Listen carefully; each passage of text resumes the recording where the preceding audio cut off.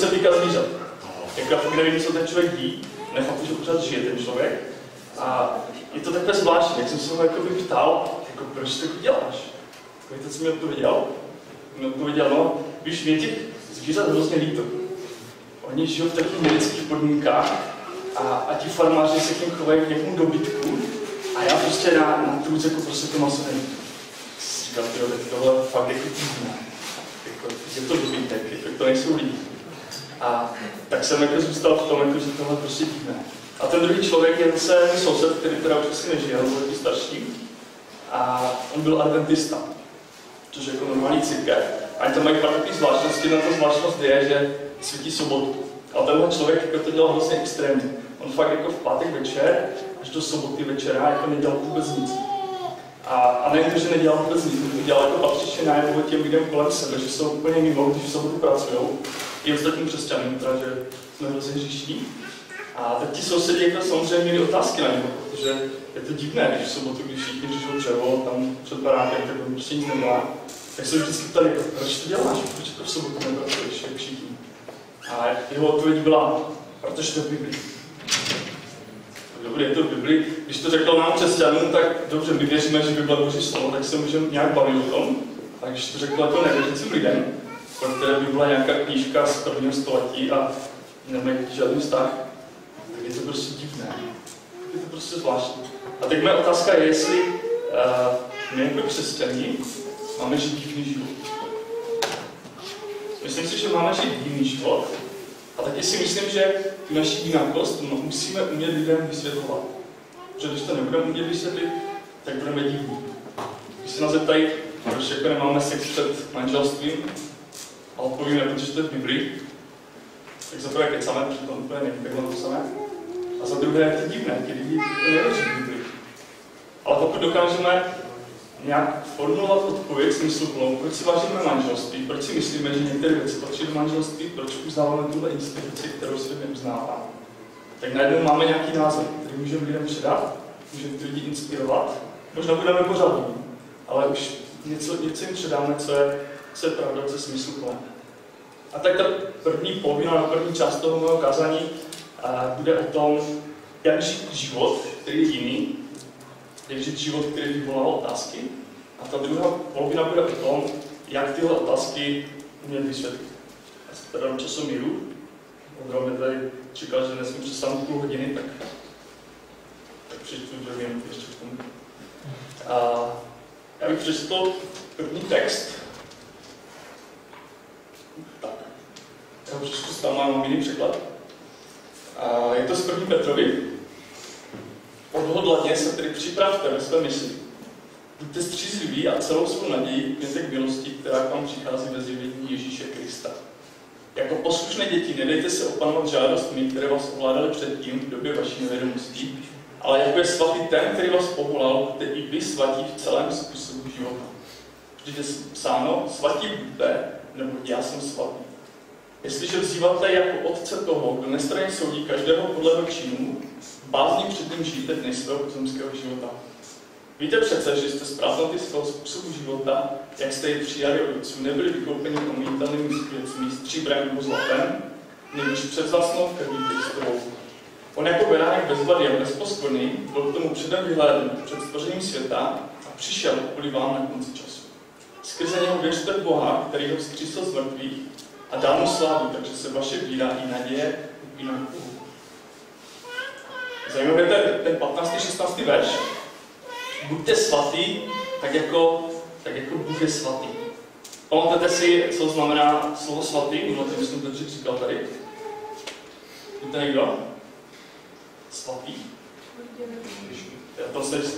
To je podobné, to slavný, to tam taky bylo, těžké slavný, ale svatý je oddělený, jiný, nějaký prostě jiný, jiná kategorie.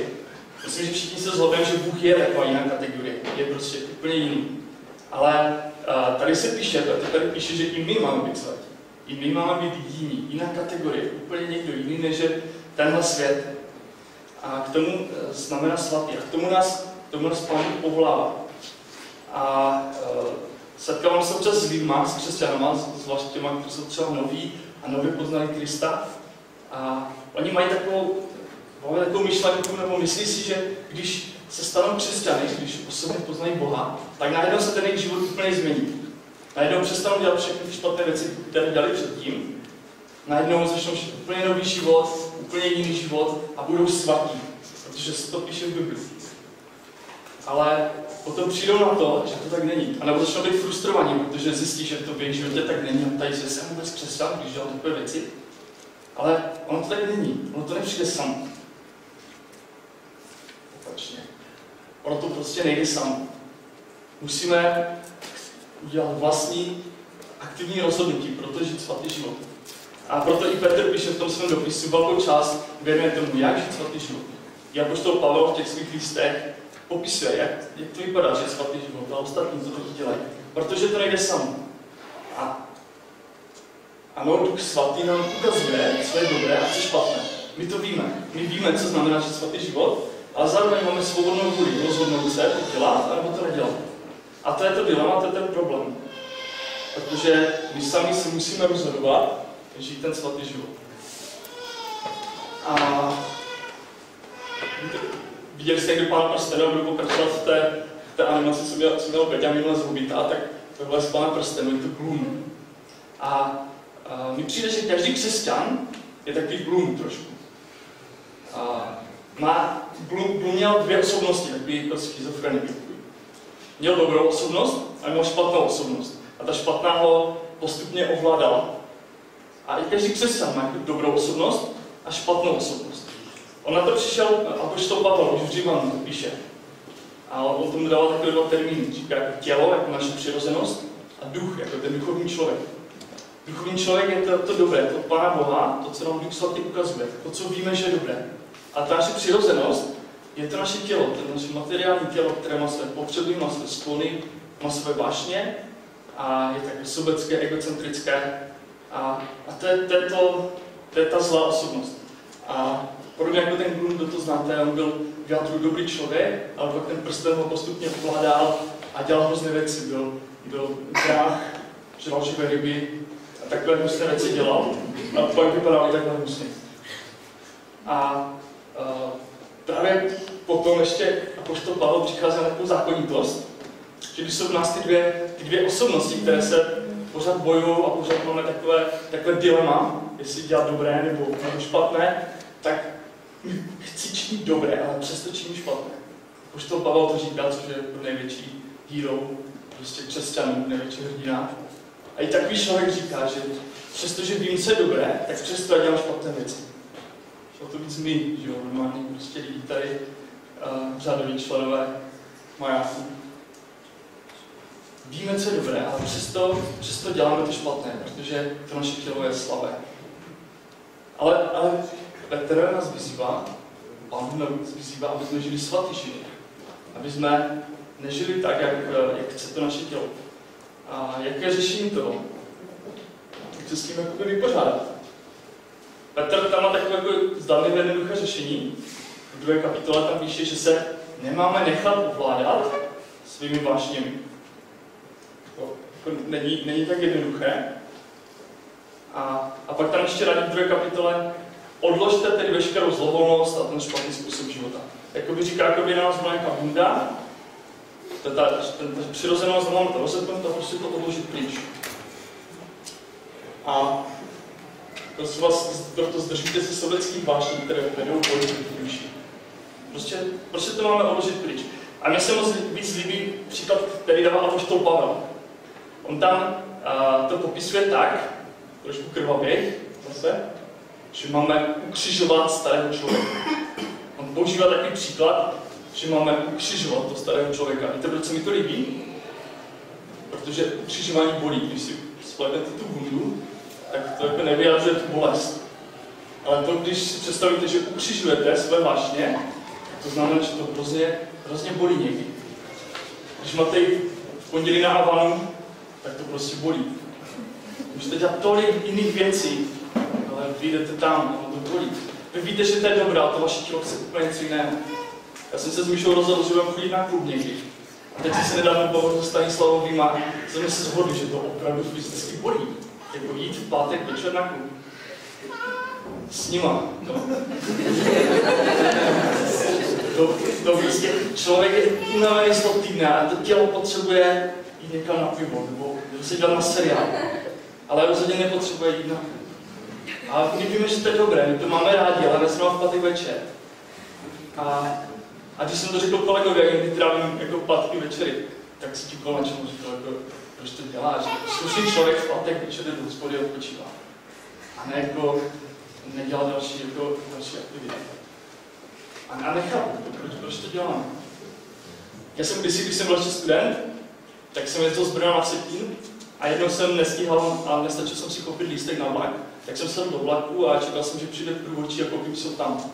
Jenže celou cestu až do hranice průvodčí nešel, tak jsem jako jel zdarma, že? Tak jsem přestoupil v těch hranicích, tam jsem měl trochu času, tak jsem si šel koupit lístek na kasu ještě na ten Vsetín. A přišel jsem do paní a říkal, dobrý den, já bych chtěl lístek z Brna na Vsetín. Říkal, pane, vy jste v hranicích. Já vím, že jsem v hranicích, ale jako je z Brna na Vsetín. A tam nebyl průvodčí, jak jsem se nemohl koupit. Já jsem nedíval, jestli jsem normální. Říkal, pane, ale jako vy jste v hranicích. Jako mi nikdo neví, že jste jel z Brna, na to nikdo nepřijde. Tak já jsem říkal, paní, jako já využívám jako službu z Brna na Vsetín. A já si chci zaplatit za službu z Brna na Vsetín, protože kdyby se zaplatil za Vsetín, je to podvod. Mně to přišlo hrozně logické to vysvětlení, ale jiné asi. Pořád nepochopila, pak mě to teda prodala z Brna na Vsetín. Ale já jsem si to otázek, proč ten člověk dělá, proč si kupuje lístek z Brna na Vsetín, když je v hranici. A ono to bolelo, tam moje přirozenost. Samozřejmě říkal, co blbne, že prosím tě ušetří 30 korun a jako nikdo se to nedozví. Nicméně víme, co je dobré, víme, jak to má vypadat. A jsem přesvědčený, že ve spoustu západních zemí to ani nevěřící lidi nenapadlo, všichni by si koupili lístek z Brna na Vsetín. To je nějaká slušnost. Proto Češi tak nejsou vychovaní. Křižovat starého člověka prostě bolí. Není to nic příjemného, ale je to něco, co máme dělat, čemu nás povolával Pán Bůh, čemu nás povolává Bible. Je to nějaká vědomá snaha o bezúhonný život. A když tohle budeme dělat, tak se lidé budou ptát, jak budeme žít život, který vyvolává otázky. Otázkou je, jak to dělat konkrétně. Mám tady takové dva typy, jak to dělat konkrétně. První typ, nebo první věc je, že o to musíme aktivně usilovat a v přísloví je taková skvělá rada.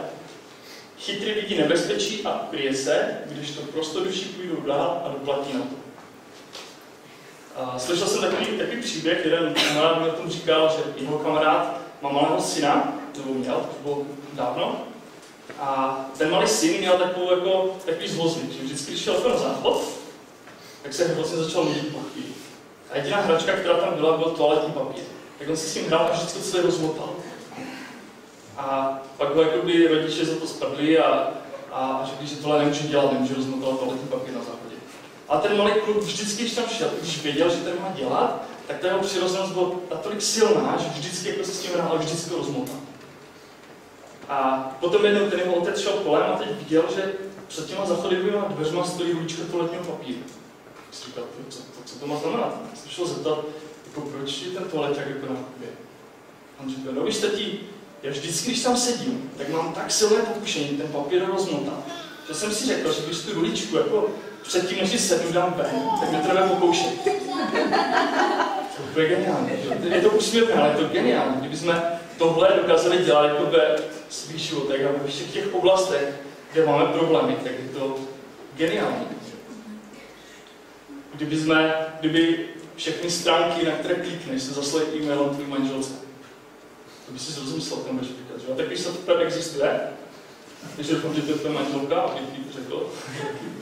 Kdyby si pokaždé, když jdeš s kamošima do hospody řídil, protože víš, že máš problém s alkoholem, tak třeba bys neměl takový problém s alkoholem, protože bys se mohl vymluvit na to, že řídíš. A další věc, přemýšlejme jak se ukryt před tím nebezpečím, které na nás číhá. A každý to nebezpečí máme trošku v jiné oblasti. A ta snaha o ten svatý život, který vyvolává otázky, obsahuje to, že aktivně přemýšlíme nad tím, jak se ukryt před tím pokušením, jak se nevystavovat zbytečně tomu nebezpečí. To je první věc. Jo, tady je ilustrační obrázek. A druhá věc, která mě osobně pomáhá, myslím si, že nás ten Pán volá, je, že si máme dát nějaký závazek. Máme si dát závazek, časový, finanční, materiální. Když něco slíbíme, tak víme, že jsme to slíbili a nutí nás, motivuje nás to dělat. Když slíbíme, že budeme chodit na klub v pátek večer, tak prostě ten pátek večer, když to tělo je unavené, tak já vím, že jsem to slíbil a jdeme tam.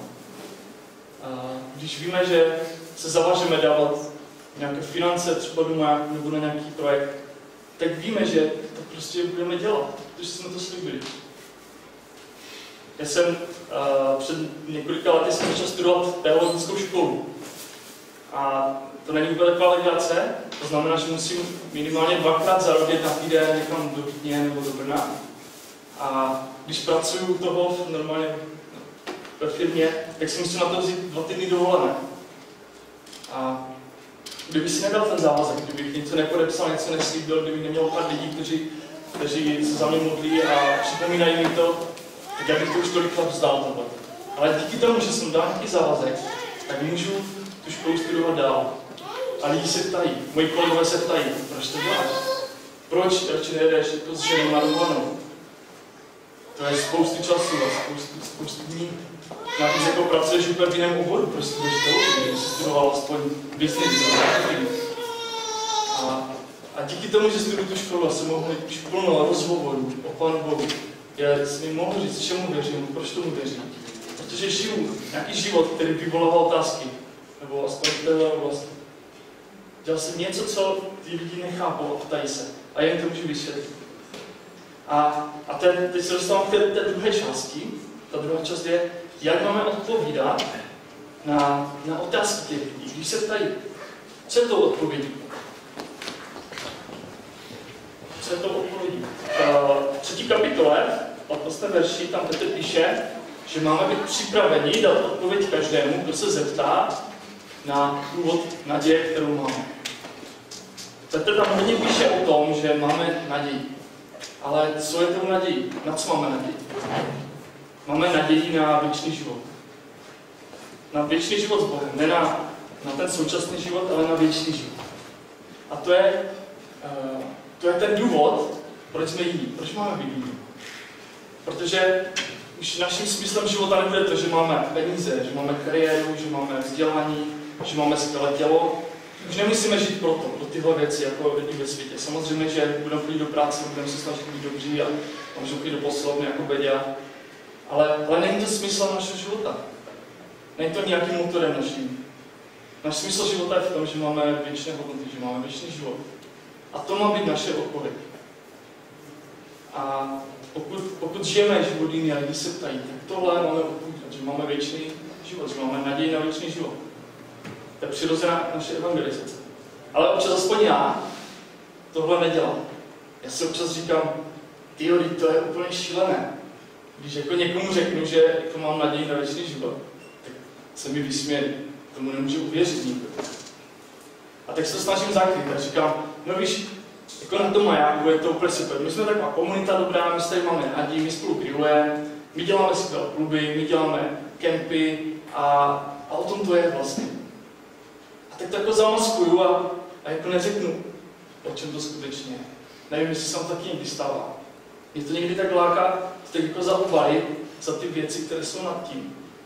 A je to pravda, my děláme skvělé věci a máme je dělat dál, máme je dělat ještě líp a máme zvat naše přátelé mezi nás. Mně samotnému se to líbí a jsme rádi, když i nevěřící lidem se mezi náma líbí.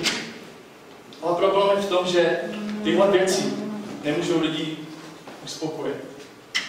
Když je pozvete na grilovačku, tak si dá hamburger večer, je najezený, je spokojený, je to super. Ale další má zase hlad, zase potřebuje další hamburger.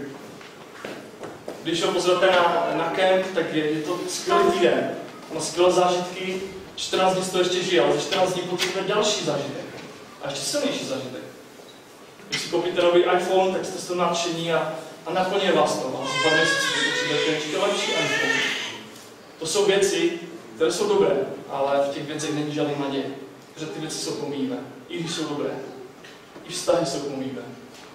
Jediné, co lidem můžeme nabídnout, je naději na věčný život. Ne na života. Představte si, že si dáte hamburger a když ho sníte, tak už nemusíte nikdy v životě jíst. A stačí vám to. Představte si, že si koupíte iPhone a ten iPhone vás bude naplňovat do konce věčnosti, na věky. To je jako nepředstavitelné, ale takové nebe, takový věčný život. Něco, co nás věčně naplňuje. Něco, čím je ta věčná naděje. A tak možná tu mezi náma jsi, chodíš tady, jsi tady rád, líbí se ti tady, máš tady super vztahy. A to jsme rádi, já to mám taky dobré vztahy a taky se mi tady líbí. Ale taky se může stát, že za týden se s někým pohádáš, když tady přijdeš. Že teda hamburger se připálí a bude nedobrý. Co to pomívé věci? A moje otázka je, jestli skutečně máš naději na věčný život. Kdybys teďka umřel, jestli víš, že budeš v nebi, anebo to nevíš, nebo jsi na tom nikdy nepřemýšlel třeba. To je důležitá otázka pro tvůj život a pro můj život. Já jsem mi taky kdysi řešil, a řešil jsem ji intenzivně. A pokud tu naději nemáš, tak je to skvělé téma na třeba další skupinu, nebo skvělé téma na rozhovor s vedoucím klubu, s vedoucím Avany, nějakým křesťanem tady. A věřím, že spousta z nás, spousta z vás toho naději má. Že už to, že jsme se nechali pokřtít, tak jsme vyznali, že věříme v Ježíše Krista, který se nás zemřel a máme naději na věčný život. A tak je otázka druhá, jestli opravdu mluvíš o té naději. Jestli říkáš ostatním lidem, kteří tu naději nemají, o tom, že je tady něco víc. Už je znáte příběh o Filipovi. To byl taky jeden typek v prvním století v Izraeli, který byl apoštol, znal Ježíše. A najednou ho Bůh teleportoval jakoby úplně na jinou část té země, na takovou prašnou cestu do Gázy. A ten Filip najednou viděl, že se blíží kočár. A v tom kočáru seděl černoch a četl tam nějaký svítek. Z Izáše. A tak Filip si říkal, tyjo, takový černoch, ten tomu určitě jako nemůže rozumět, že jo? Protože tomu, abyste mohli rozumět Izáši, tak potřebujete vzdělání teologické, tehdy to bylo jenom pro pár vyvolených nějakých židů a ten člověk nevypadal úplně jako žid. A tak se zeptal, hele, rozumíš tomu, co čteš? Ten černoch říká, já ani půl, vůbec tomu nerozumím. Jak bych to mohl rozumět, kdo mě to neučil? Vysvětlím mi. A co udělal ty? Víte, co udělal, že? Jestli to znáte ten příběh. Co mu řekl? Hele, vidím, že jedeš někam do Afriky, do Etiopie z Jeruzaléma, ale příští rok, jak tam pojedeš, tak my tam máme skvělou církev. Vždycky v neděli o 9:30 se tam potkáváme v chrámu, tam přijmi, tam všechno vysvětlíme. A ještě každý červenec děláme skvělý kemp, když dáš centralchurchjerusalem.com, tak tam máš všechno informace. To udělal? Neudělal, že? Filip začal od toho místa a řekl mu o Kristu, řekl mu o té věčné naději. A ten černoch, jak jeli kolem jako rybníku, tak zastavil a nechal se tam pokřít, protože tomu uvěřil. To má být naše evangelizace. To máme říkat lidem. Já jsem nedávno jel s kolegou autem na nějakou služební cestu, tak jsem řídil, tak jsme jeli potichu. A on se mě úplně tak znenadělání zeptal. Ty, Petře, jaký je smysl tvojho života? Co to za otázka? Tady se vás na to lidi běžně, jako mě úplně ne. A tenhle jo, že my spolu trávíme občas jako, že tak někam spolu jedeme na výlet a bavíme se a ví, že žiju nějaký život jiný a on má ten život jiný. A tak ho to zajímá, ptá se. A otázka je, jestli my jsme připraveni takovým lidem odpovídat na ty otázky. Jestli jsme připraveni říct mu, co je smysl našeho života. Nebo to nějak zaobalíme do nějakých frází a promarníme tu příležitost. Mám dvě takové konkrétní tipy pro vás. Jeden tip je, připravte si své svědectví, jak jste poznali Ježíše. Připravte si to, napište si to, řekněte to manželce, manželovi, kámošovi, komukoliv. Buďte připraveni, protože když vás někdo zeptá, už budete vědět, co říct. A jak Ondra říkal na začátek, když sami budete mít nějaké pochybnosti, sami budete mít nějaké otázky, tak si to můžete vrátit. Mě to hrozně pomáhá někdy. Napište tam, jak vypadal tvůj život. Předtím, než jsi poznal Krista, jaké jsi měl problémy, jaký jsi měl smysl života, jaké jsi měl priority. Potom tam vyjádří, jak jsi poznal Krista, co tě k tomu vedlo, co byly třeba konkrétní momenty, které pro tebe byly důležité. Jak třeba vypadala tvoje první modlitba, nebo nějaké takové konkrétní věci. A potom tam napíš, jak vypadal tvůj život teďka, když věříš v Ježíše. Co je teďka smyslem tvého života? Co jsou teď tvé priority a co jsou tvé problémy, protože máme všichni své problémy. Nemusí to být nic složitého, nic dlouhého. Může to být úplně jednoduchá, stručné. A nejen své svědectví, ta další věc, zkus si připravit, jak stručně říct evangelium. Protože když se mě často ptají, nebo často se s lidmi bavím, o čem ta Bible vlastně je. Když se vás zeptají, o čem je Bible? To je taková tlustá knížka, jak to někomu mám vysvětlit jako stručně. A to potřebuju nějaké školy. Ale ne, to je úplně jednoduché. Říct evangelium je úplně jednoduché. Říct evangelium jsou vlastně 4 stručné body. To se říct za 1 minutu. Já jsem to doma zkoušel a Míša říkal, že to nemám zkoušet a není trapas, že se mi to nepovede. Ale dá se říct za 1 minutu evangelium. A pak přijďte večer do hospody a jste s kámošem a můžete mu říct evangelium za 1 minutu. Stručně, jasně a vystižně. Řekněte, že Bůh člověka miluje. Že Bůh nás stvořil proto, aby jsme žili věčně. Pak ale člověk se rozhodl, že Boha nepotřebuje, že chce žít sám za sebe, že chce být sám sobě Bohem. A tak se Boha řekl. Bůh ale když to viděl, tak řekl, že jako člověk, který se rozhodl žít bez něho, nemůže být na věčnosti s ním, protože se rozhodl žít bez něho. A tak dal takový příkaz, že každý, kdo se takhle rozhodne, musí zemřít, nemůže jít do toho věčného života, do toho nebe. A problém je v tom, že každý z nás se takhle rozhodl. Každý z nás se rozhodl žít bez Boha. I já, i ty, i všichni. Všichni jsme se rozhodli žít sami na sebe. Ale Bůh přesto člověka miluje. Přesto chce s ním být na věčnosti. A tak vymyslel plán.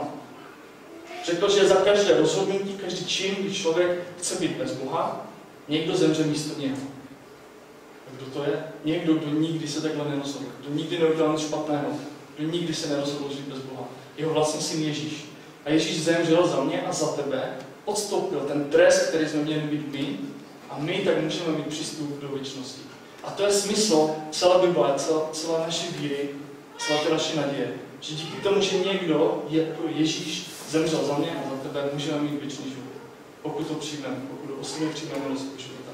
To je celé. To je evangelium, které se dá říct velmi jednoduše a stručně. A já vám doporučuji, abyste si to připravili, abyste byli připraveni mluvit o té naději. A to je všechno, co jsem chtěl dneska říct, a to jenom shrnu. Myslím, že jsem se dostal do limitu, že se s tím pomodlit možná na závěr. Máme žít život, který vyvolává otázky. Máme ho žít, protože jsme povoláni být svatí, být jiní než tento svět. Máme jiné priority, protože naše naděje je na věčný život a ne na ten současný.